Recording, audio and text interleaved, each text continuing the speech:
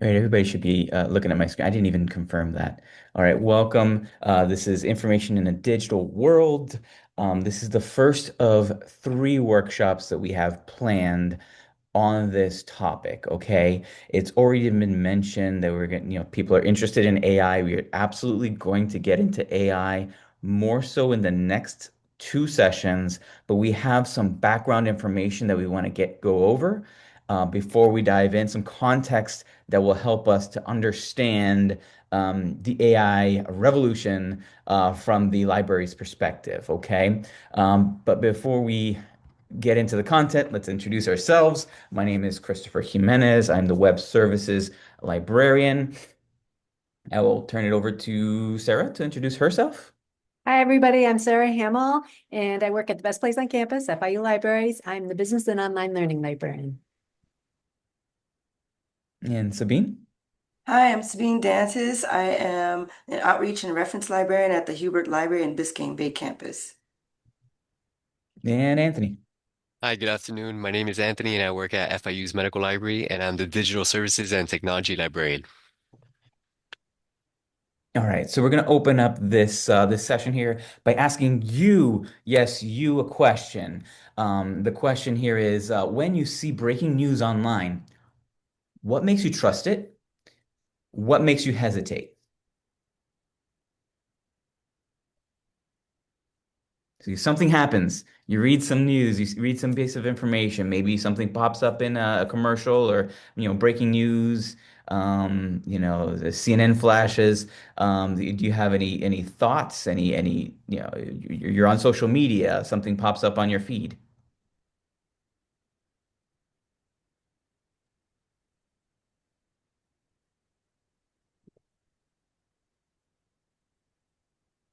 You can put it in the chat if you like. Or do you just take the information and as at face value and you believe it? No, I got no. That's not what we do. Yeah, so we do have some a bit of skepticism, a bit of hesitancy, and we do apply some critical thinking to information as it comes to us digitally, and we're just kind of exploring that today. How, and I feel like a lot of us do this already, right? We apply a critical mind frame, critical mindset to things, even if we don't necessarily systematize it. So what we're doing here is kind of calling attention to, the system, the systematic digestion of information online that we receive in this digital world that we live in order to, to really do this reflectively, right? And eventually we're going to apply this mindset to artificial intelligence, to that Gen AI, and then position it within the research environment as well.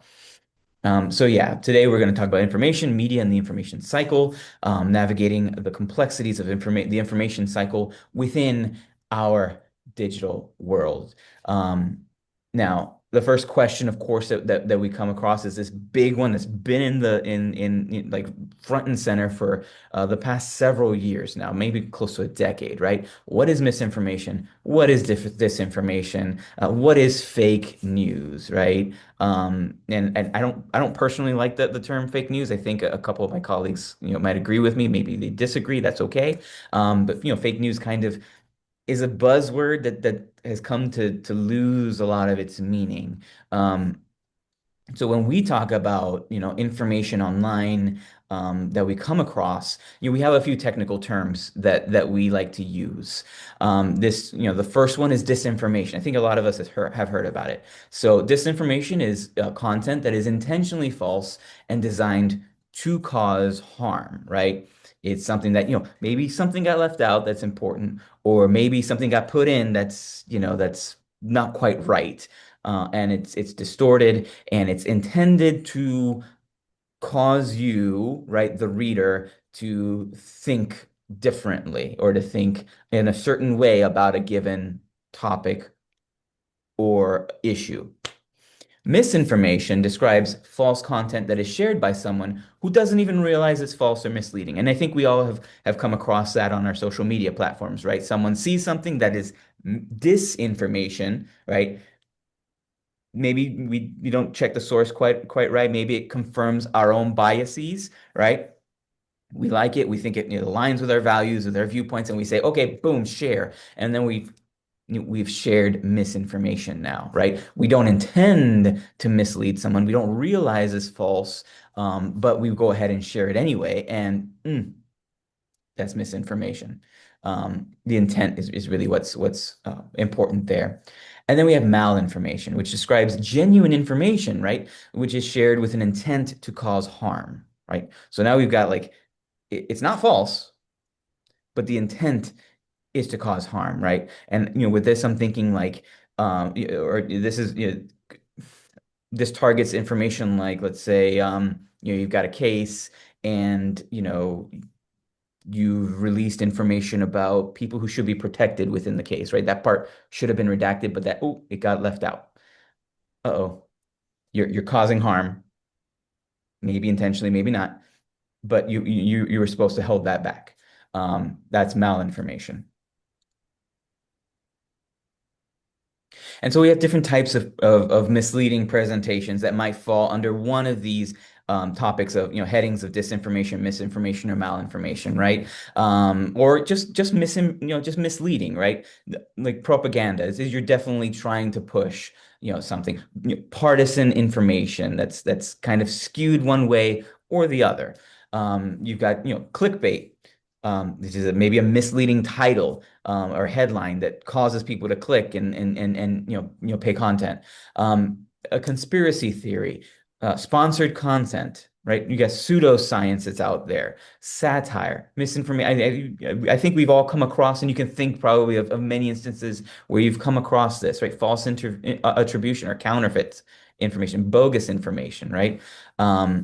All these things are misleading presentations that again try to draw our attention and try to drag us away. And there are some common motivations that I'm sure you could think of, right? Whether it's partisan or propaganda or that clickbait, right? Money. People are trying to make money off of you, trying to get your attention, trying to get your clicks, trying to get you to go down this rabbit hole here to get engaged with their content.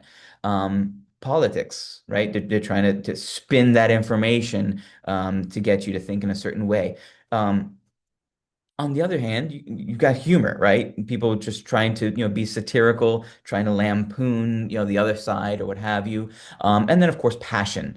Um, People truly believe what they believe, and they want to convince you to believe the same things, even if, they have to frame things a little bit, in a gray kind of way. By all means, stop me if you have any content that if you want to engage with anything that I'm saying here.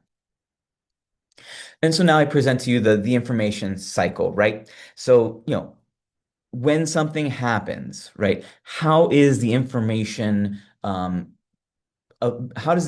come available to us, right? When do we hear this information? How does that information build upon itself and create knowledge, right?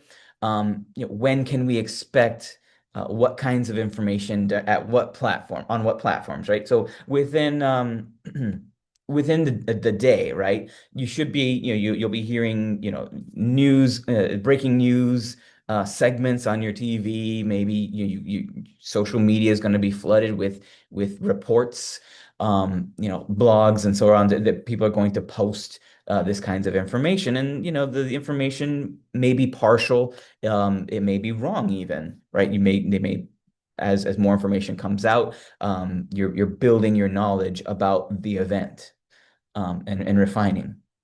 The week of, right, you're going to see that's that second section stop there. You're going to have newspapers, right, during that week. Maybe even, the next day you'll have a headline that says, incident happens, here's what we know, right?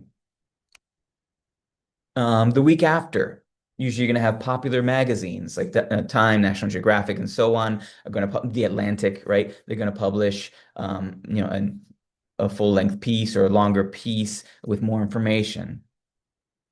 And then in the coming months, that's when you're going to start seeing, scholarly or academic journals, publish research on it or longer pieces or tying it into maybe a historical threads and so on. And then, of course, a year or even longer, that's when you get, books published on the incident. The government concludes their reviews, right, and publishes official reports. Reference collections get added and that sort of thing. So we got popular titles, encyclopedias, and so on. So just another thing to remember is that early does not necessarily mean wrong here, okay? Someone could be on the site, with a camera recording, right? And, that becomes information. It's quick information soon, right away. And yeah, it needs to be analyzed, it needs to be vetted, but that's not necessarily wrong because it's early. But early does, not mean it's complete, right? We do need to, wait for information to come out, be open for more information to build on itself, as I said earlier, and create knowledge, right? Um, and now I've got a guided activity for you. So I'm going to go ahead and launch a little quiz. Hopefully you guys are all in a position where I can launch this quiz and you guys can complete it. Before that, I do want to say that is a quiz. And here's what we're going to do. We're going to match the information venue to the stage of the information cycle in which it most commonly appears. So I'm going to give you the type of publication, a type of knowledge dissemination, right? Venue, and you will match it with inf the stage of the information cycle in which it most commonly appears. So let's go ahead and polls and quizzes. This is like the first time that I do this, if it's not obvious already. I'm going to relaunch the poll. Relaunch. All right, so just go ahead and click through. It's a quick matching game where you match, again, the information venue to the stage of the information cycle in which it most commonly appears.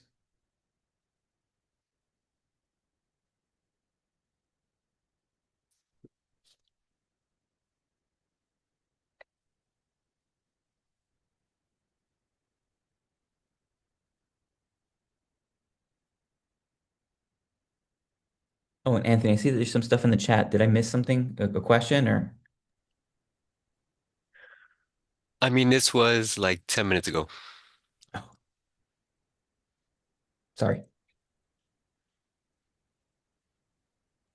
Which they were just answering your questions, like New York Times versus a blog, for example. And if you have some background information, you probably don't ask as many questions.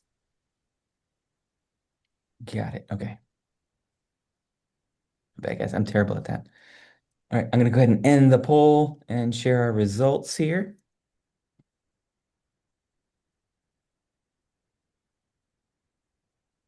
You should be looking at the results now, right? Yes. All right, cool.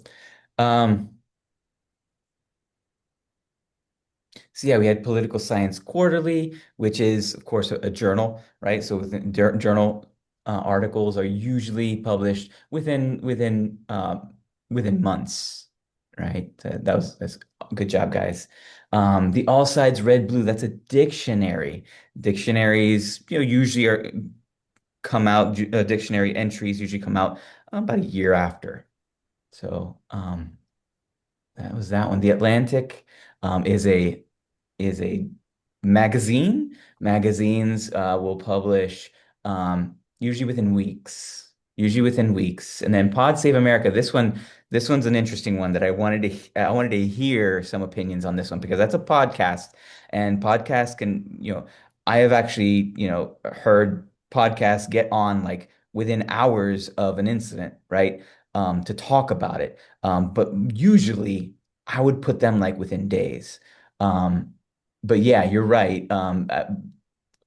Everybody who answered, even though I had, some say hours, some say days, um, both are right, right? Now, whether or not they have all the information, right, within hours, I'm not sure about that, but definitely within days, they can have some really good nuanced discussions. Um, all right. Well, thank you. And I have a couple debrief questions here for you. Um, again, like, these are questions that you kind of think to yourself, like, what appears first? What kind of changes occur as you read more about things later on? Like, think of a long form Atlantic piece versus like something published in the New York Times, like right away, like a short, brief thing. You've got a lot more context that you can pull together. Ask yourself what's missing early on. Like, little tweets, or X's or whatever they call them now, on Twitter, right? Or the X app. Um, that's not going to give you all the context that you'll have in, a 2 hour long podcast where they talk about, or they interview someone, right? So just think about that as you're consuming information. And then my final question before I turn it over to Sarah, to talk about how we sift through all this information. I would just ask you, like, what stage of the information cycle would you trust most for academic research and why?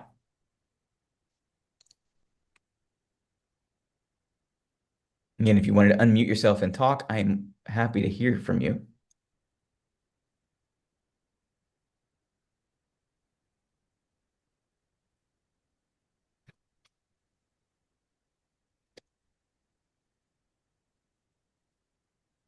Yeah, So, longer term for academic research. I just saw that in the chat.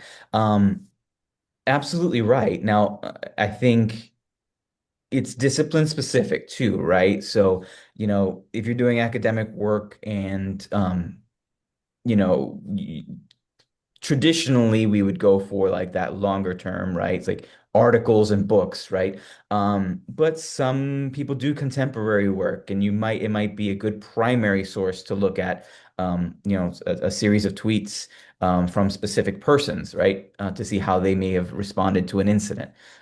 So it all depends on context. So this is a little bit of a trick question, right? Because the answer is it depends. But yes, you're right. If your discipline and what's acceptable and what's right for your discipline, and you apply it using your expertise, right? And I can't help but bring in a little bit of AI here, right? So when you think about Ethan Mollick and his models when he talks about how to use AI in whatever context, he always wants to have that human in the loop, right? That person that says, I'm evaluating what comes out of the AI. I am applying standards that I know to be reasonable and grounded, right, for my discipline. And this is how we're going to do it. So with that, I turn this session to the fabulous Sarah J. Hamill. okay, give me just a second to pull up here. Okay, can everybody see my screen okay? I see it. Okay, perfect. All right. So Chris led us into start thinking about sifting through the information that's coming at us in every direction, right? We go to Google, we got information coming at us. We go on our social media, we talk to our family and friends on social media, and they're posting things, and we have to sift through all this information. What is valid, reliable information? What is something just reposted without any critical thinking happening? It's so important to sift through the information. So we're going to talk a little bit about authority and lateral reading. And this acronym, we're going to go through it to help you sift through the information you're coming through. And everything we talk about today really does apply to AI. And as Chris mentioned, we will get into the depths of AI in our next session. But this is just kind of something for you to think about as you have that information coming at us. So the first step in SIFT is stop. Check your emotions. Pause and reflect before you're reposting something. And there's some questions that you can ask. And I think some of our participants, Jean Rosenberg mentioned, like, what do you already know about the topic? If you know something about the topic, you probably can identify whether something is valid, reliable, credible information or not. If you don't know anything about the topic, then you have to ask some questions. What's the source? Where is it coming from? I'll give you a concrete example. My sister and I are friends on social media on Facebook because I'm young. and she reposts a lot of things. And and I know she's not trying to like cause problems, but she's not evaluating the information. So even my sister, who I trust and love, I ask questions like, where is she sourcing this from? I've asked her to stop, but she hasn't. So, but we have to sift and ask those questions. So I trust my sister, right? But the sources she's using are not always that reliable. So can we trust the source, the website, the author? And do we need, I would change this question a little bit. We need to double check the information and actually take the question right out. We need to double check the information. Can we find another source that's backing it up? And then, so the stop is, should you stop before sharing it or using it in research? If you can't find something that's backing up, probably you should stop before sharing. And then the next part of SIFT is investigate. Investigate the source. Who wrote it? Where did it come from? When was it published? Or some questions you can ask. So we need to find out about the source. Simple way to do this is called lateral reading. Open a new window, search for the source or the author in a separate window. Go beyond to learn what the author is telling you to find out what other trusted sources are saying. We can use Google for this, even Wikipedia. Wikipedia, you know, anybody, well, you can become an editor for Wikipedia, but it does give you that, it tells you who the person is and their background and where they source the information. Really, in today's society, with information coming at us from every single different direction, we need to become a professional fact checker, all of us. And we need to find other sources that verify what we think may or may not be true, or, you know, with our gut say, oh, you know, this is perfect for my research paper, but our gut is telling us, well, I'm not sure about that. So let's investigate. The next letter is find. Can you find better coverage? And again, we can use lateral reading. We can just open a separate window and search for the author, the source, and so on and so forth. If you can't find other sources corroborating or disputing the same information, then we need to really question whether the source is legit or not. Ask what coverage is available on the topic. So if something just happened 2 hours ago, there will be, as Chris mentioned, there'll be immediate things that that will be posted. So we can sift through that information that's immediately coming at us, but we also need to maybe take a step back and see what comes out tomorrow or the next day in the newspaper and so on and so forth. And what I recommend is always check reputable news sources. We have New York Times, Wall Street Journal, for example, and we have full access to the daily papers. So you can go in and if something's posted on New Wall Street Journal, New York Times, that is one level of evaluation that you're doing and saying, okay, well, you know, I'm finding something that's corroborating what I'm finding or not. And the final word letter is trace. So trace the fractionated information. So find the original context for the claim, the quote, and the media source. So if you find a source, so for example, we'll go back to New York Times. We use New York Times, we find an article that looks great, and it cites something from, for example, the CDC. Can you get to the CDC to find that original source and make sure it's not, the information you're finding is not taken out of context? And actually, if you're doing research and writing a paper for a class, citing the CDC is probably better than citing, for example, the New York Times or a blog post. So we have to trace the original contact because we're talking about AI a little bit here, but AI hallucinates and makes up information, for example. But also, as Chris mentioned, blogs, tweets, headlines, they sensationalize. They want clicks. And AI actually cites them, okay? And also, oftentimes, maybe without realizing it, information is cherry-picked to support an agenda or a bias. Maybe without realizing it, or maybe while realizing it. Always ask, is the information being taken out of context? So we're sifting through the information that's coming at us to identify whether it's good, reliable, credible information. A little bit on professional fact checking. How many of you have social media? You can put it, okay, I see a couple of hands up. You can put it in the chat if you have social media. I can't see my chat, so you guys will have to tell me. Okay, and Jean's saying words often take something out of context, a sound bite, yeah, to catch, right? To catch your listener, your reader. And Jean saying reputable source. Okay, good. Yeah. Okay, Jean avoids it. And I saw a few of you had your hand up that you have social media. Do you ever, well, I'm going to use myself an example. On my Instagram page, I never post where I'm sad, or I'm not feeling good, or I'm not having a good day, or, my hair is a mess. Well, my hair is always a mess, so maybe that's okay. But maybe, when I'm not looking my best, I don't post pictures when I'm down and out on my social media. Okay. We basically, I think all of us probably agree that we don't generally post sad or bad pictures. But we can all agree that we're not always happy and fun all the time.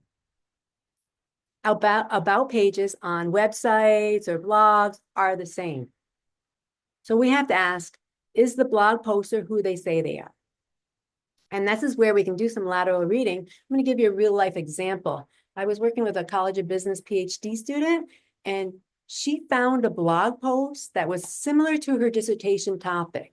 And the blogger's name was a very common name. I think it was like Smith, and a very common like Chris or Christopher Smith, right?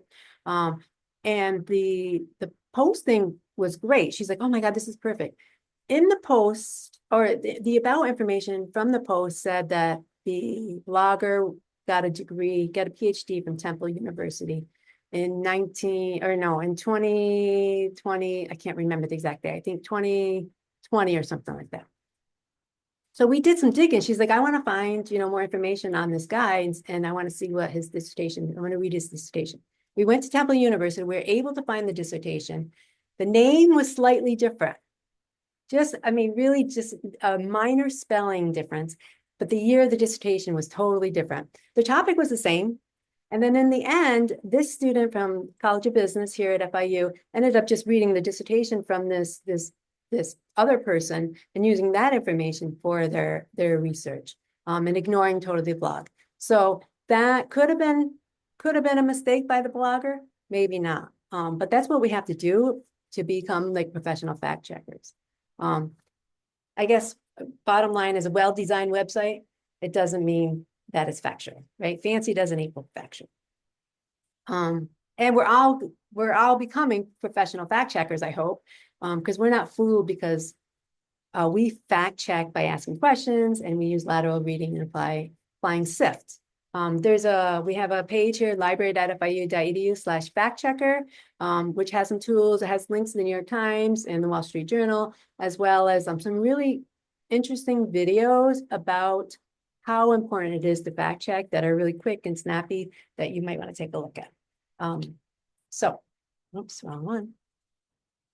So here's a quick lateral reading challenge. I gave you a real life example that I had when working with a student. This is a blog post by Isaac Morehouse. Your college degree is worthless.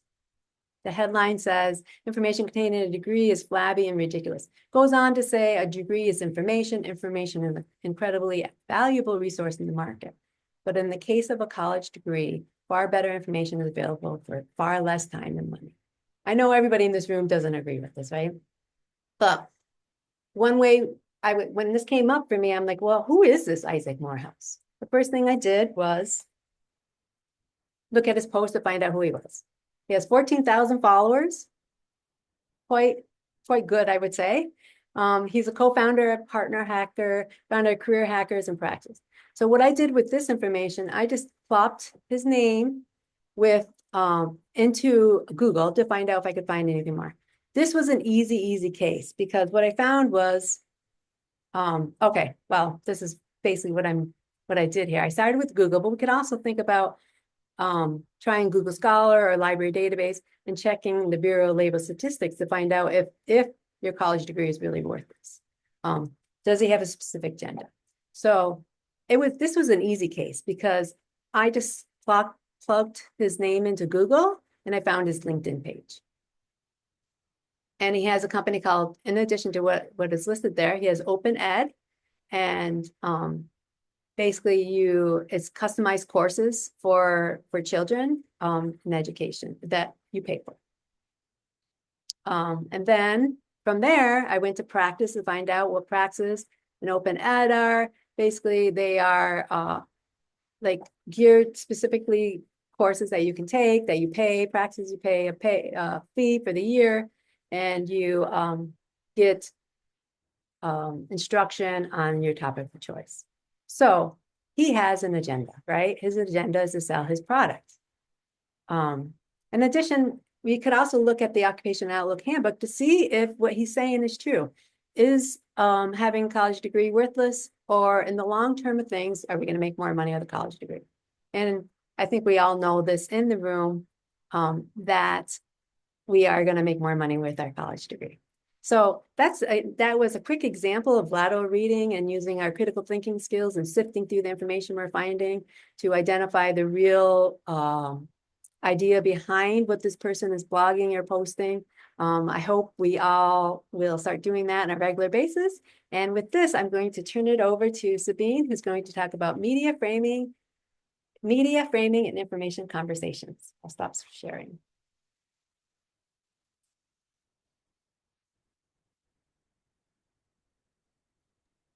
Okay, give me one moment. I'm going to set up the slide. It was set up and I went to the beginning. It's terrible. Okay. Give me a sec.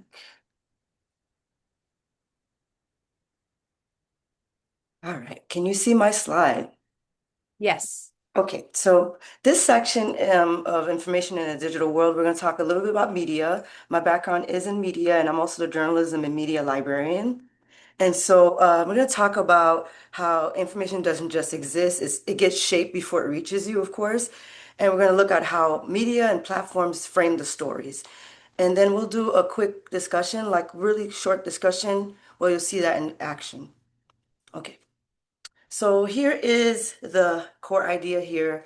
We have the same event is not equal to the same story. So each, I'll just talk a little bit about what I know from my background is that two journalists can cover the exact same event and produce completely different stories.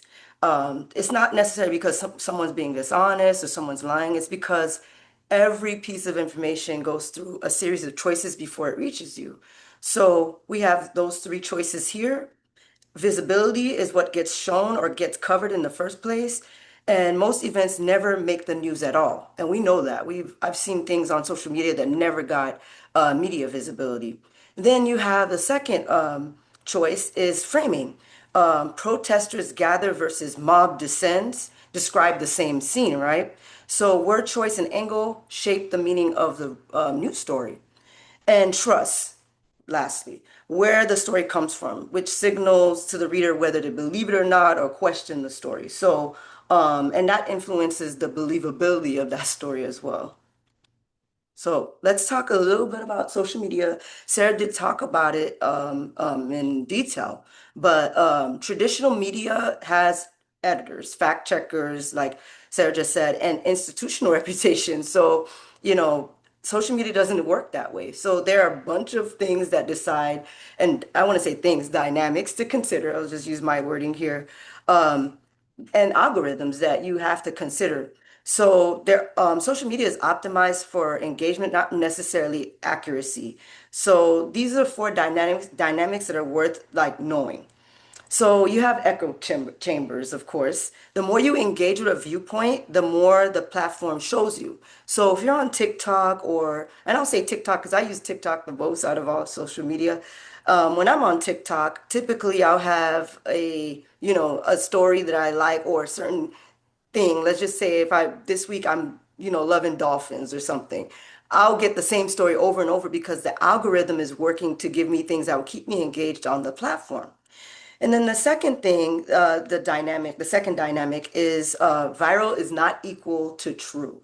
So the more you engage with a viewpoint, the more the platform shows you, as I said with the more emotionally charged the content is, the faster it spreads, and then carefully reported content. So to me, that's a full stop because that happens. I've seen things that were very emotional that, I mean, within like 2 hours, everybody knew about it. And whereas, the news is just reporting it at 11. So you have your third dynamic is micro targeting. Your feed and your husband or your wife's or your neighbor's feed can look completely different, you know? So everybody gets their own information stream on social media. And like I said earlier, there are no gatekeepers, no editors. And so anyone can publish anything, and the burden of evaluation is directly on you as the viewer or the reader of that. So let's talk a little bit about where do most people actually get your news? Does it matter which platform it comes from? And so where do you get most of your news? Does the platform matter? Yes or no? That's all I want to know. Where you get your news? Because lately I've been getting my news from TikTok because it's more faster, in my opinion, sometimes. What about you guys?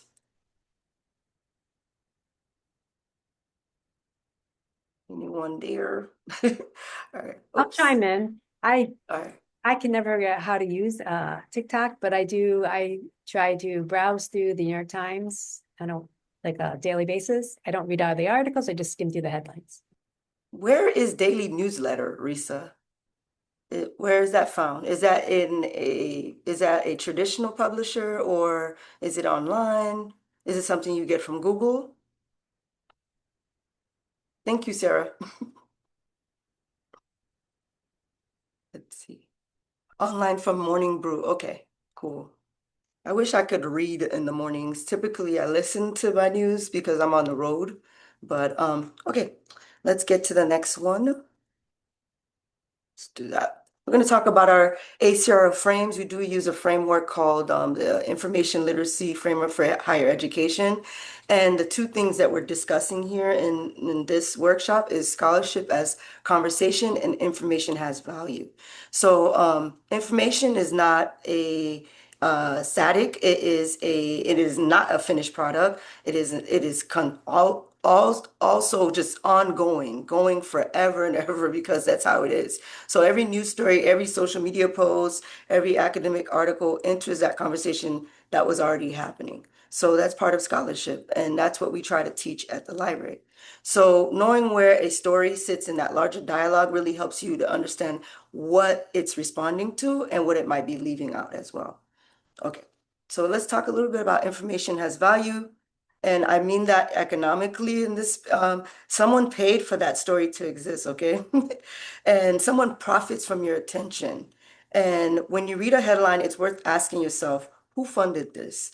And what do they gain from this particular framing? I've been doing that a lot more as far as how I engage with things, like who's funding this headline, who's the backer of this news station and things like that. So attention is currency online. So that shapes what gets produced. The reason why we have AI has become ubiquitous or all over the place now is because people are giving it attention. If everybody was like, we're not interested in that, you would not have all these multiple platforms. All right, so we're going to see all of this into action here. I'm going to give you a few headlines, and we call this headline evolution. So the event is a large protest takes place in the city.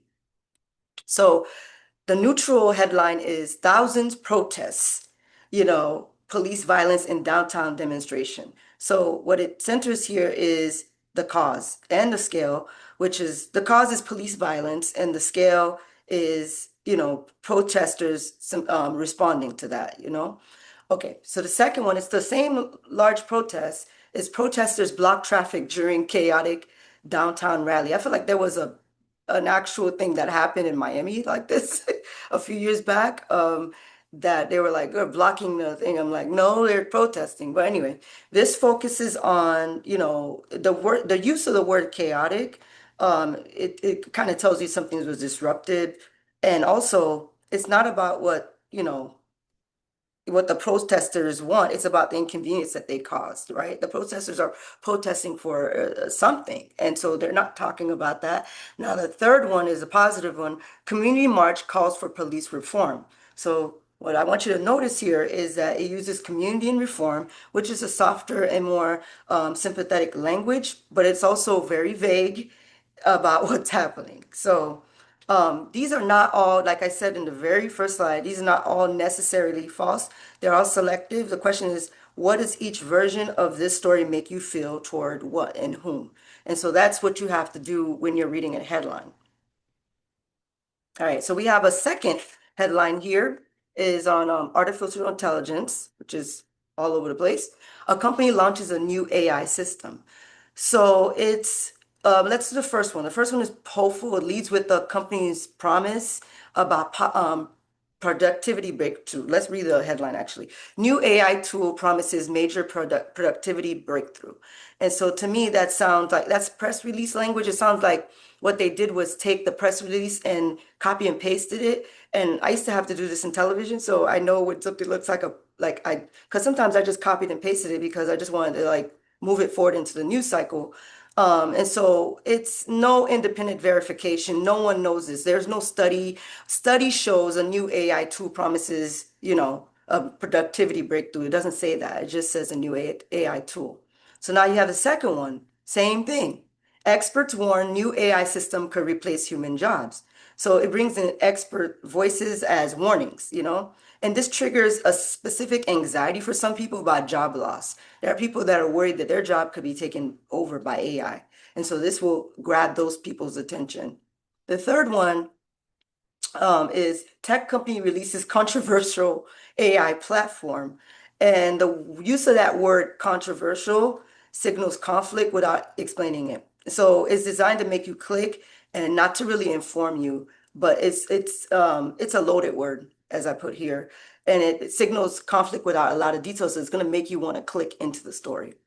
So to me, the critical skeptical tone implies a problem without telling you what it is. So you have to be very careful about those type of headlines. And one thing that I do to combat this on a personal level is that when I know and there's a worldwide event happening, I read multiple sources and even from all spectrum, from neutral to positive to negative, because I want to hear it from all perspectives, what's happening. And if it's happening in another country, I listen to the news coming out of that country as well. So that's something I've been able to do. And I've encouraged, students that I've taught, writing journalism in the past to do as well. All right. So this is a AI in education. Universities adopt AI tools in classrooms. So this one is positive. The first one is universities embrace AI to transform learning. So embrace is an active, enthusiastic verb, to my opinion. So in my opinion, and student benefit is implied, not stated. It's very pro-adoption framing. Like, wow, that's great. The second one is concern alarm. Says AI tools raise concerns about academic integrity. And to me, that's I'm more concerned about this. So I would probably click on this one, this headline. It really taps directly into like anxieties about cheating in the university level, and it frames AI as a threat to those values, academic integrity values.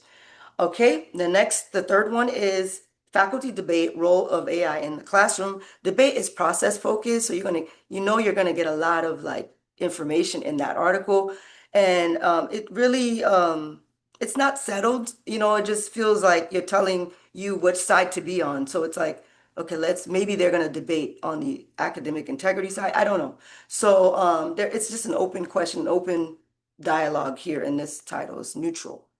So before we move on, so I did have a few questions in the bottom and I wanted to do those in the end.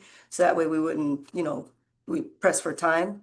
But did you notice how language, emphasis, and sources shape meaning? And now I wanted to go a little further and show you and put in sources, like possibly this could have came from here, this could have came from that.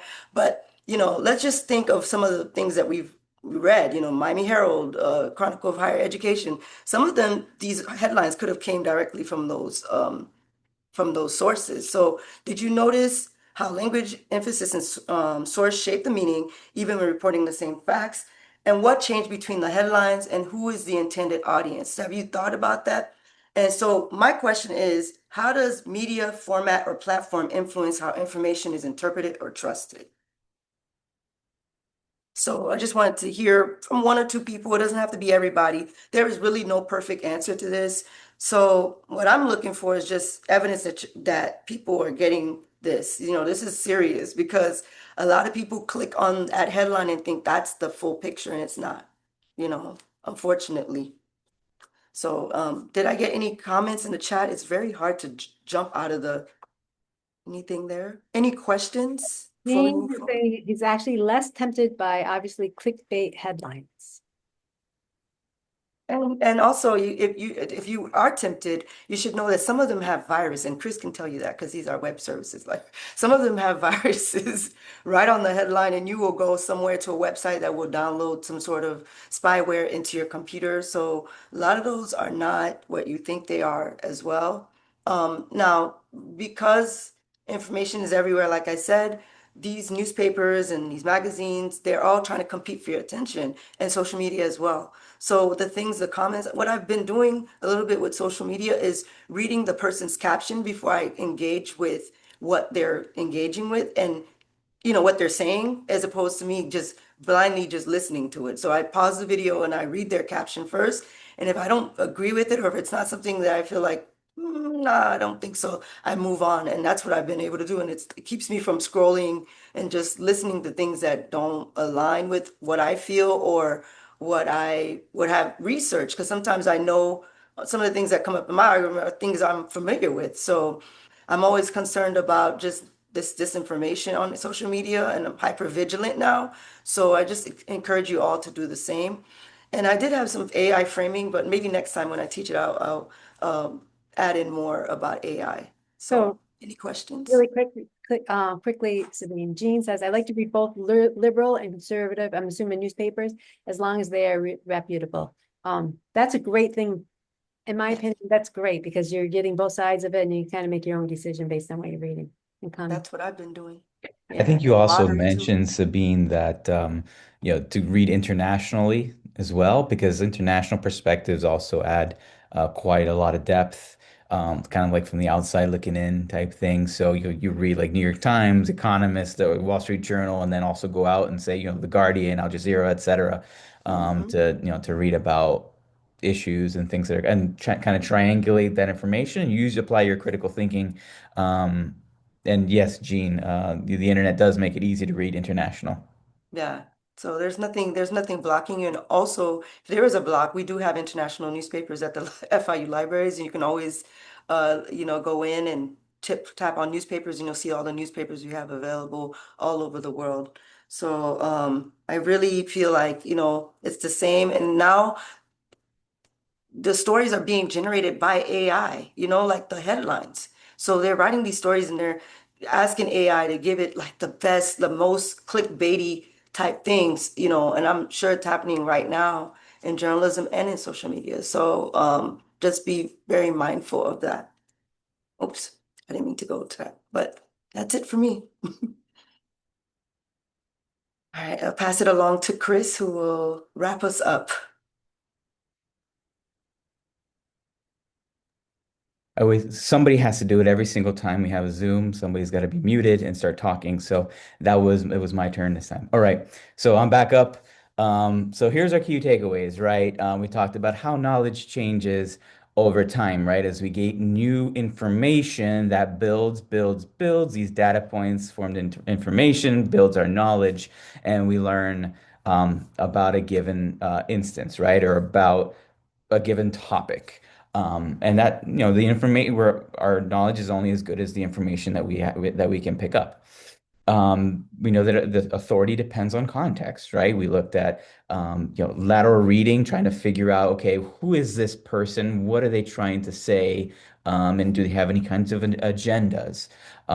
Does the organization have an agenda? And so on. And then we talked about how media shapes the meaning. So we can look at the headline, think, okay, this headline seems to be leading me in a certain direction. Do I trust the source? Okay, well, I'll give it a shot and then see. No, I don't think, and maybe I should speak for myself, but I'm going to try to speak for my colleagues here and say, just because a heading is clickbaity, right, doesn't necessarily mean the article is bad. If it comes, obviously, you would if there's a okay, New York Times will put a couple clickbaity type, headlines up there just to get eyeballs on the page, right? that doesn't mean that it's not credible. That just means you got to know what you're reading, right? And don't check your brains at the door. Um, so read critically and sift through that information.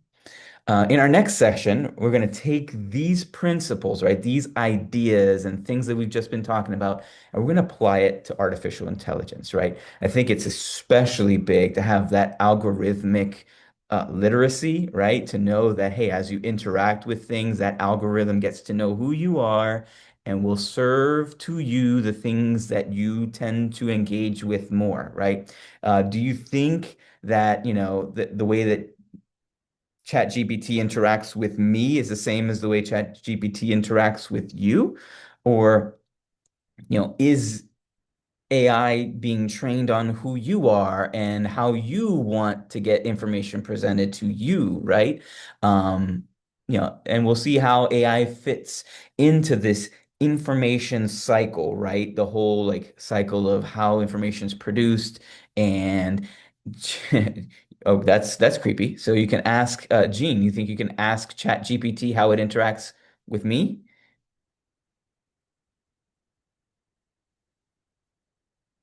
Oh, that's freaky. It's over, guys. That's it. Pack it up. Oh man. Thank you, Gene. Your ethics are unimpeachable. And then we're going to talk about how to evaluate and cite AI generated content. How to, use it responsibly, right? Um,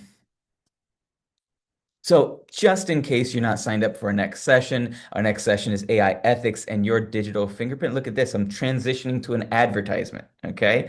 So go ahead and take out your phones and you can scan that QR code to sign up. If you're already RSVP'd, we'll see you on Wednesday. One last thing I wanted to share with you is that we did build a notebook LM, right? So it's an AI tool. We've loaded some of our source materials that we've used to build these workshops. We're also going to feed it the recording of this session so you can interact with the notebook. So go ahead and scan that if you want to open it up. We'll also probably put a link on the grad studies page or something like that. But basically, it'll pull up flashcards if you want to review it. If you wanted to pull up, ask it to give you an 8 minute short podcast on what we covered here, it will go ahead and generate that for you as well, kind of bring you up to speed. You can review that if you so choose. And I think with that, we are done. So I'll open the floor up to questions and responses or question and discussion. Anything anybody wanted to talk about or ask about or get some clarification on? I'll just quickly chime in that if you're not able to attend Wednesday session, it will be recorded. So you definitely want to watch the recording because it is a continuation of this series and you don't want to miss it. I, I will say, can everybody hear me? Yes, we Yes. can. Yes. Okay. This is Gene Rosenberg here in biology. I will say that, we inculcate these principles about information literacy, and we try to anyway, about information literacy in our students in courses, special courses that I think every department has. It's part of it anyway. And what I see is that the students agree completely, but then in their actual lives, they don't apply it. So, there's a disconnect at between what they know is good practice and what they have time for or what they actually do. Thank you. I agree. I've also taught course, and I think Holly has taught course. I've graded some courses in journalism, where we would ask the students like, where do you get news from? And a lot of times it's like Instagram, right? Or I'm guessing it's evolved now, Holly. I'm guessing it's It's TikTok now. TikTok. The young fogies. I mean, it's tons of different places, but actually, I mean, a lot of adults who are media literate get their news from social media now. So it has evolved a little bit that way. Um, And And I mean, in some cases, like some citizen journalists, and I mean, some people do good people work. It's find out not, about it. it's got to be vetted. Yeah, people find news from social media, even from Instagram, because they're following all of these, journalists and, of course, media outlets on Instagram. Or activists who are on the And they're ground doing going things. to read the full article Mm, from there. Like, I think that happens more than yeah. it used to. TikTok, a lot of my students don't use TikTok anymore. You have to be really into it, like really into the whole TikTok thing. Otherwise, it used to be a few years ago that they were all on TikTok no matter what, and not anymore. Yeah. Yeah. All right, so thank you so much for attending this workshop. I'm going to go ahead and stop the recording, and I will see you at our next one. Carlos, you're a little